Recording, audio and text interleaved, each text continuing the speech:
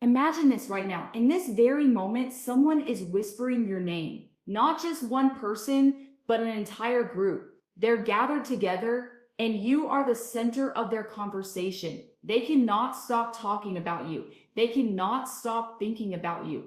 And what they're feeling isn't admiration, it's something far more complex, something that reveals just how powerful you've become. Stay with me, because what I'm about to reveal will shake you to your core. Only take what resonates with you and let the rest fall away.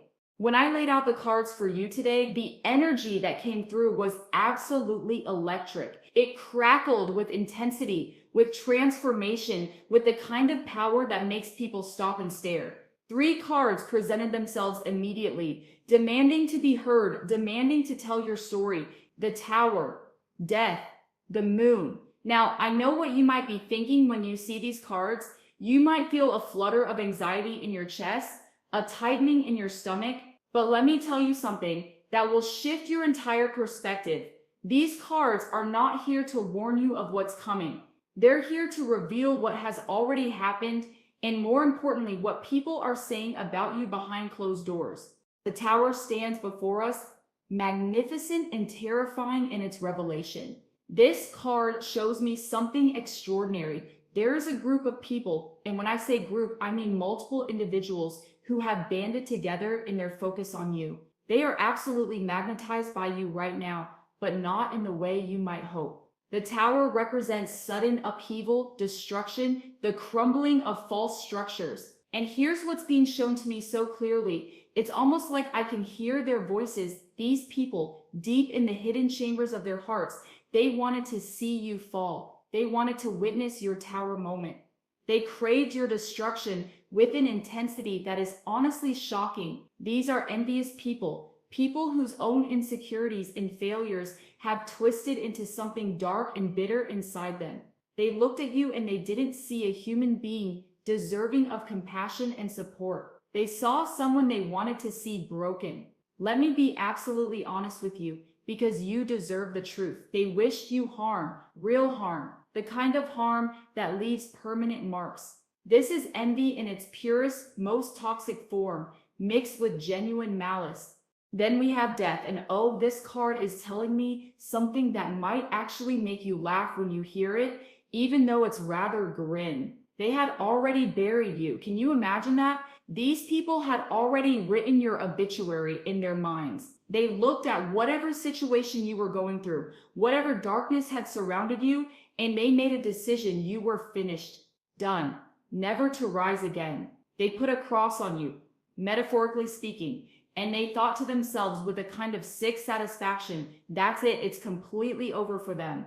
The death card here isn't about your actual ending. It's about their perception, their absolute certainty that you had reached a point of no return. They counted you out, they dismissed you, they thought they would never have to think about you as a threat or a success or a vibrant, thriving person ever again. And then the moon appears, pulling back the curtain on something you probably already suspected but maybe didn't want to fully acknowledge. This group of people discussing you, wishing destruction upon you, counting you out, they're not doing this openly. The moon is the card of secrets, of hidden agendas, of things that happen in shadow and darkness. These people are whispering behind your back. They're having conversations about you when you're not in the room. They smile to your face, but the moment you turn around, the masks come off and the real opinions come pouring out. They hide their true faces because they're cowards, fundamentally. But you've sensed this, haven't you? You've felt the energy shift when you walk into a room. You've noticed the conversations that stop abruptly, the glances that are exchanged, the feeling that something is being said about you that you're not privy to. The moon confirms that your intuition has been absolutely correct. You saw right through each of them, even when they thought they were being so clever with their deception. Now, let me paint you a more detailed picture of exactly who these people are, because the cards are being remarkably specific today. At the head of this group stands a man represented by the King of Pentacles. This is someone with resources at his disposal, money, power, status, influence. He's the kind of person who has built something in the material world that others envy or want access to. People gravitate toward him not because they genuinely respect or admire him as a human being, but because they want to use his resources for themselves. He's the leader of this little conspiracy against you, the one who perhaps sets the tone, who gives permission for others to speak badly about you, who maybe even orchestrates some of the difficulties you face. He has a vested interest in keeping you down, perhaps because your success would threaten his position or expose his own inadequacies. And working alongside him, perhaps even more dangerous in some ways, is a woman represented by the Eight of Swords. This card shows a woman blindfolded, bound, surrounded by swords, but not actually physically restrained. Her bondage is mental, psychological. She is the most dangerous person in this entire group for you because she directs the sharpest words, the most cutting attacks, the most pointed actions toward you. But here's the thing that makes her so tragic and yet so harmful. She's acting blindly. She genuinely believes she's in the right. She might be following orders from the King of Pentacles, obeying him without question because she believes in him completely, or she might have her own distorted reasons for targeting you. Either way, she cannot see the truth. She's trapped in her own limited perspective. And from that place of blindness, she lashes out at you with particular venom. These two are the key figures, the leader and the executor. The main negative energy being directed at you is coming from them, though there are certainly others who play supporting roles in this sad little drama. So, how did you respond to all of this energy being directed at you? The cards show me that you made a choice that was absolutely essential for your survival and well-being. You distanced yourself. The Nine of Wands appears, and this is the card of the wounded warrior, someone who has been through battle after battle and is exhausted, scarred, but still standing. You were so tired of the injustice that had been directed at you for such a long time. You reached a point where you said to yourself, better to be alone than with just anyone. And I want you to really hear this. You may be surrounded by people in your daily life, at work, in your social circles, maybe even in your family, yet you feel lonely. You feel like an outsider among your own people. This isn't because there's something wrong with you. This is because you recognize on some deep level that these people were toxic, that their energy was poisoning your well, and you chose to protect yourself. You didn't place yourself above others with arrogance or superiority. You simply chose self-preservation, which is the most fundamental right any living being has. But the Judgment card appears here, and it's telling me about something unfinished, something that still needs to be resolved. Judgment is the card of karma, of justice, of the boomerang effect, where energy returns to its sender. These people hurt you for a long time.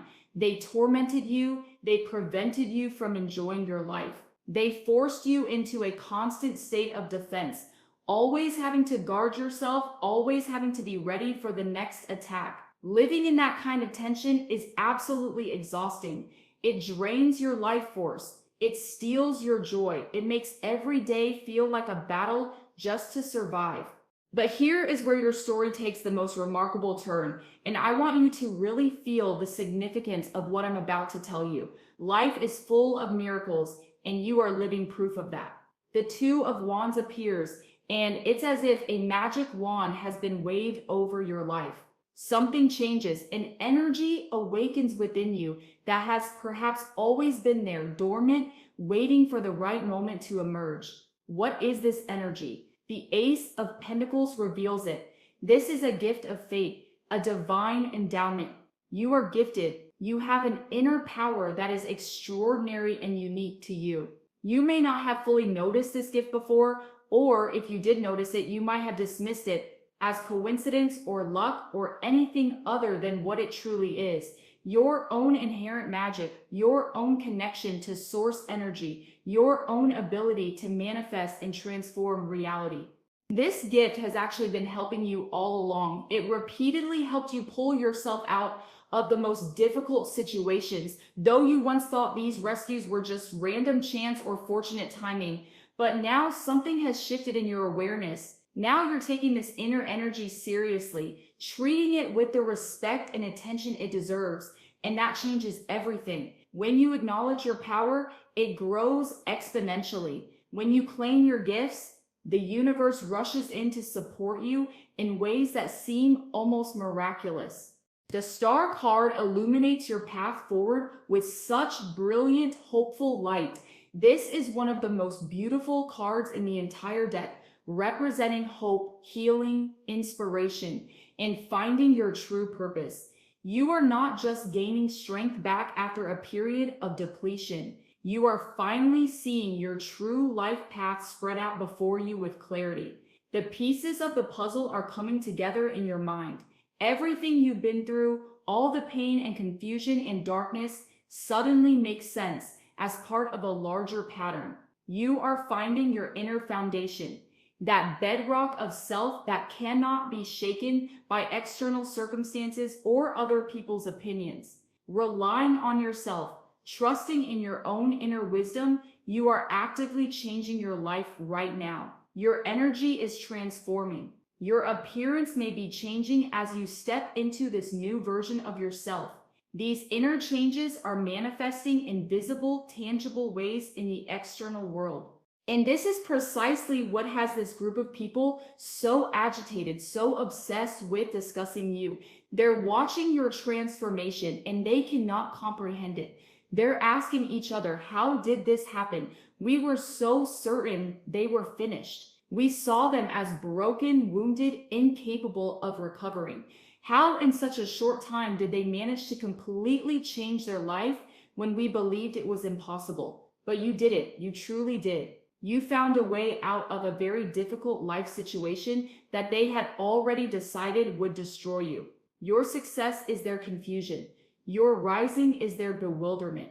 The Devil card shows me their reaction to your transformation, and it's quite telling. They become agitated, restless, desperate even. They're trying to crawl back into your life, searching for ways to regain the control they once had over you or your circumstances. They're looking for any crack in your armor, any vulnerability they can exploit, any way to pull you back down to where they think you belong. The devil represents bondage, addiction, unhealthy attachments, and the abuse of power. These people want to keep you bound to their limited perception of who you are.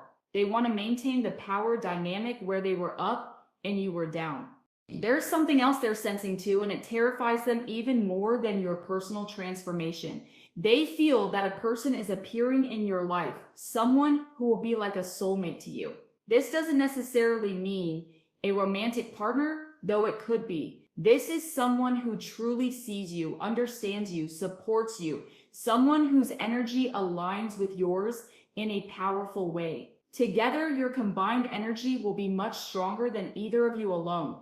And these people who have been working against you sense that once you have this kind of support, they will completely lose any remaining influence over you. This frightens them because it represents the final severing of their ability to affect your life negatively.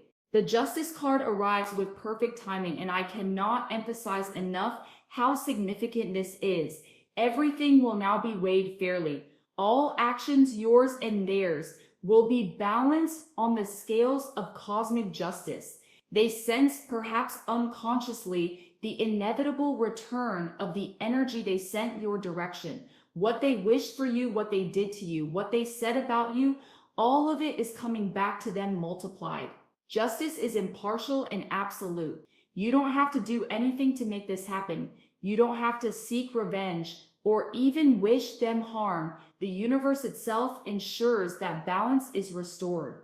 You are now embodying the energy of the lioness, the Strength card's noble, powerful, courageous creature. You possess a strength they simply cannot overcome. It's not the strength of aggression or domination. It's the strength of self-knowledge, of alignment with your truth, of quiet confidence that comes from having survived what was meant to destroy you. You will be happy. Something very good is going to happen in your life that will confirm your new self-acceptance, that will validate the work you've done, that will show you unmistakably that you made the right choices. You endured so much, and I want to acknowledge that fully. You went through a depth of difficulty that would have broken many people, but you didn't break. You bent, you struggled, you suffered, but you didn't break. And those who tried to sabotage you, who wished destruction upon you, who celebrated what they thought was your downfall, they will face the consequences of their own actions. This isn't speculation or hopeful thinking. This moment is already unfolding. The wheels of karma are already turning. Justice is already in motion. Soon you will stop feeling like a hermit, isolated and alone. The person I mentioned earlier, this soulmate energy will appear in your life. Someone who hears you, who feels you, who understands you without lengthy explanations. Someone who comes to restore justice in the most personal way by simply seeing your worth when others refuse to. You are no longer alone. And you know what? You frighten these negative people not only with your strength and transformation, but by showing them that you have support, that you are protected, that you are valued by someone who matters. The Magician card brings me such joy to see in your reading because it represents higher power standing in your defense. You are protected by forces beyond the physical realm. Your ancestors who watch over you, your guardian angel who guides you, God or the universe or whatever name you give to that divine source energy. This protection is activating now, becoming tangible in your life. You may notice synchronicities increasing, doors opening that were previously closed, people appearing at exactly the right moment with exactly what you need. You may be experiencing what feels like the darkest night before dawn right now. Things might still feel heavy or uncertain in some areas of your life, but you are ready to close the old cycle completely and choose a new one. The Lover's card appears, and while it can indicate romantic love, here it's showing me something even more profound, a final, irreversible choice. You are choosing yourself. You are choosing your path. You are choosing to believe in your worth and your gifts and your right to happiness. This choice, once fully made, cannot be undone. The Nine of Cups, often called the wish fulfillment card, promises that your heart will be filled with love. Love for yourself, which is the foundation of everything. Love for another, whether that's the soulmate energy coming in or the people who genuinely support you. And love for the world, that expansive feeling of being connected to life itself, of finding beauty and meaning and purpose. This is your path. This is your destiny. This is what you were always meant to claim. You changed and they see it, they feel it, they cannot deny it no matter how much they might want to. They cannot defeat you now because you've become undefeatable, not through aggression, but through alignment with your truth.